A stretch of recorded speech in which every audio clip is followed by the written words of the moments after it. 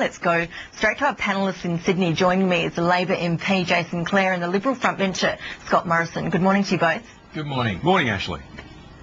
Let's first start on some of the issues closer to home, making headlines today. More criticism about the government's plans to roll out the new broadband network. Malcolm Turnbull's today compared the network to Sydney's failed cross-city tunnel venture, saying that this broadband network could also cost shareholders dearly. Jason Clare, is this a valid concern, considering that at this stage we have no idea how many people will actually use this new broadband network, and it seems like the government has no idea at this stage either?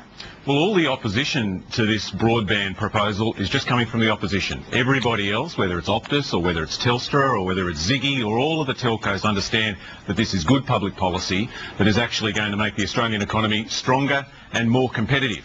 Rather than comparing this to the Cross-City Tunnel, I think we should be having a look about 40 kilometres west at Westlink M7. There's a project that connected communities that weren't connected before, that attracted new business, that created 10,000 new jobs when it was built and over the last 3 years, and has created an extra $3 billion in economic development.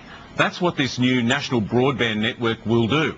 It'll connect communities that haven't been connected before. It'll attract new businesses and it'll create economic development. That's the sort of nation-building infrastructure that we need to build. It's the sort of game-changing infrastructure that Ziggy Zakowski was talking about yesterday, and it's what this government is going to do. Scott Morrison, Phil Curry of the Sydney Morning Herald has made an interesting analysis today. He's written that Mr Turnbull risks being seen as Mr No, that he's always saying no to a lot of the government's proposals at the moment, and that this sort of negativity isn't working well for him. We've seen, of course, his popularity in the opinion polls plummet. Could that be a result, do you think? Is that a risk Malcolm Turnbull's facing at the moment? Well, I think Malcolm is trying to call it as he sees it, and that's particularly the case with this national broadband network. I mean, the problem we have with the national broadband network is not the desire to actually roll out broadband. The problem here is the business fundamentals, and the Prime Minister is wanting to have his cake and eat it. At one point he wants to say this is a nation-building initiative and it's the government doing all the work, but on the other hand he wants to say it's a commercial proposition. And the point Malcolm's making today is as a commercial proposition based on the detail provided, it doesn't stack up. And as a result of it not stacking up, the taxpayers, federal taxpayers, are going to be left with billions, 20 billion plus worth of debt on this project, and the Prime Minister needs to be upfront about how he's going to pay for this. I mean, technology is a moving feast. He's going out there and putting a bet, a very big taxpayer bet on this technology, and looking to roll it out, all done by the government. The commercial fundamentals of this proposal doesn't stack up, and Malcolm is quite within his rights to set this out to the Australian people because the Prime Minister is not doing it. And it's not also true to say that the coalition hasn't supported initiatives of the government. In my own portfolio area, we've supported $3.5 billion worth of initiatives that the government has announced since the election. These sorts of things don't often get commentary when we do support things, but naturally I think if the coalition is going to oppose something, it may draw a bit more attention. But when it comes to the broadband network, this is a proposal that at the moment just has too little detail and too much risk. Ashley. Well, part of that detail, Jason Clare, is what sort of role that Telstra might be playing in the rollout of this network today. There is reports that Telstra has set up a new committee, that it's open to splitting up the retail and wholesale arms of the company, that, after years of such a difficult relationship between Telstra and the government, that there seems to be a shift in that. But Jason Clare, is there actually any choice for Telstra in this? The government's made it pretty clear about what it wants it to do. Well, I think this is positive news. It's constructive to see that Telstra is listening and understanding that this is the way of the future. It wasn't in the interests of Telstra shareholders, it wasn't in the interests of their customers to go to war with John Howard or to go to war with Peter Costello or to go to war with the previous government. They've got to work constructively here. They've got skin in the game, and we want to make sure that Telstra is part of the future. And so what we're seeing in the newspapers today, I think, is constructive and it's positive. You made the point, though, that the opposition seem to be opposing everything. I think that is very, very true, and that's the problem. The most positive thing and the most popular thing Malcolm Turnbull's ever said is that he would offer bipartisanship. And ever since then, he's opposed everything that the government has done. That's opposed the investment in schools, opposed the investment in housing, and now they're opposing this, the biggest infrastructure project in Australia's history. And they decided they were going to vote against it only 2 hours after it was announced. But unfortunately, it's par for the course, because it's the same Liberal Party and the same Conservative parties that criticised and opposed the Harbour Bridge, and under Menzies they criticised and opposed the Snowy Mountains scheme.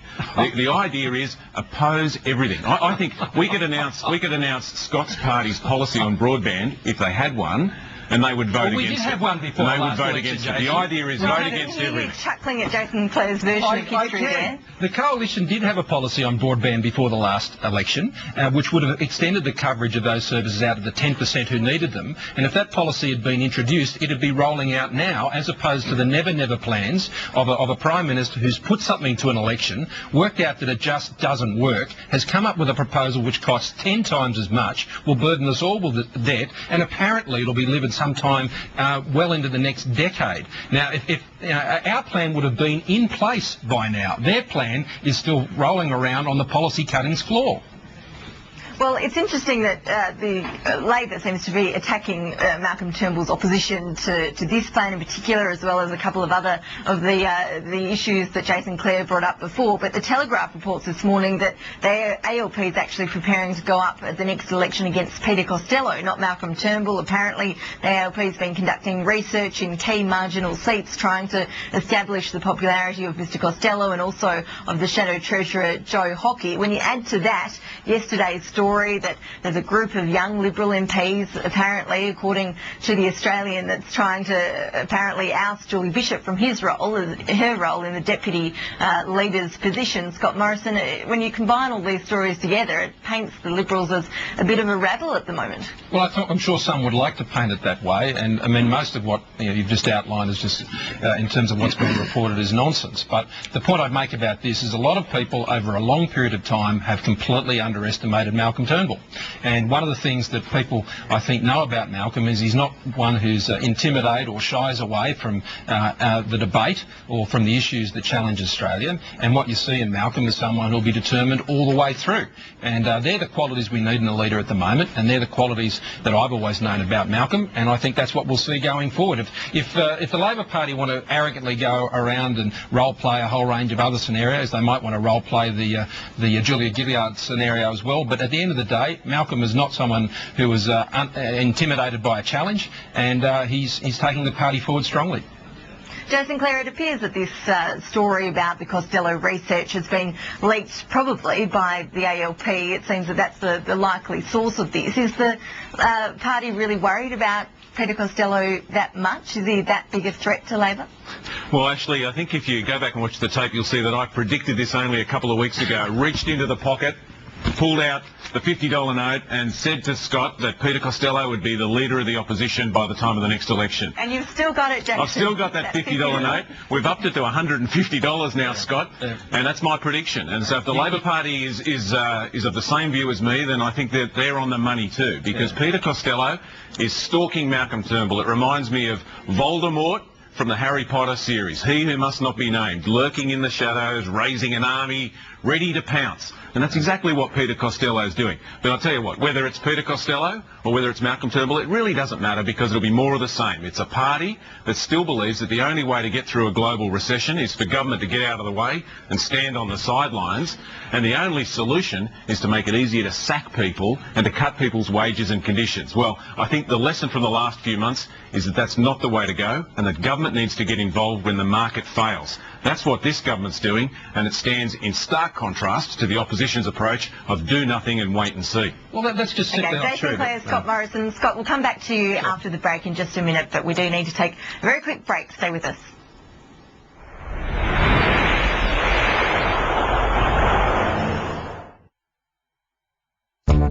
At ComSec, we've created a